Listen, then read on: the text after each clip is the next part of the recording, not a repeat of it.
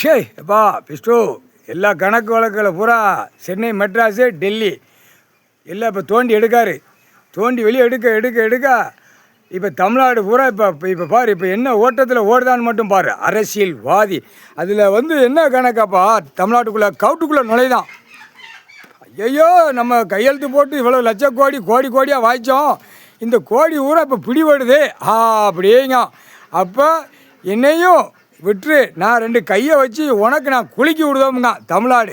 அதே மாதிரி டெல்லியிலையும் இப்போ கணக்கு வழக்கு அங்கேப்பா ஒரு சுற்று அளவு பார்த்துக்கிட்டு இருக்கான். ஈஸ்வரன் அண்ணன் பார்த்துக்கிட்டு இருக்கான்ப்பா, பரம சிவன்.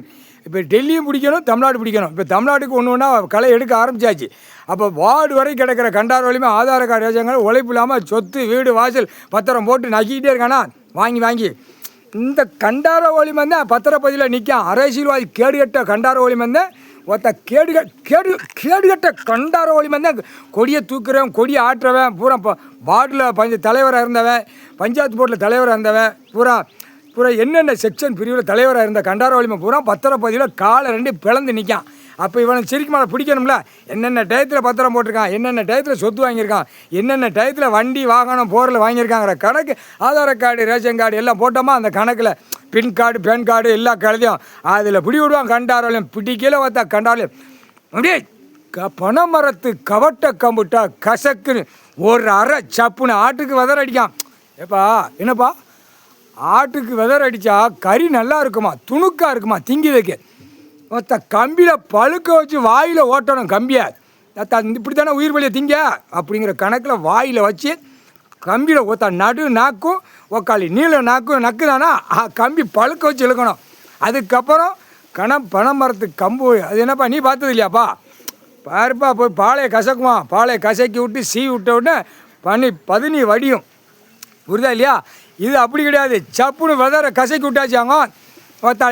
இருக்க சலம் கோர்த்து கண்டார ஓலி சுரஞ்சிக்கிட்டே கிடப்பான்.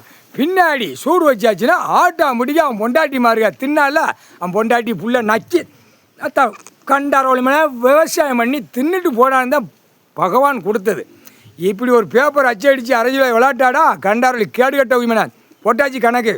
ஏற்கனவே பனைமரத்துக்கு கவட்ட கம்பு உள்ளே போட்டிருக்கு கணக்கு. இப்போ வெளியில் தோண்டி எடுக்கல கவட்ட கம்பு எடுத்துக்கிடுவான், கசைக்கு விடுவான் அரசியல்வாதியார்.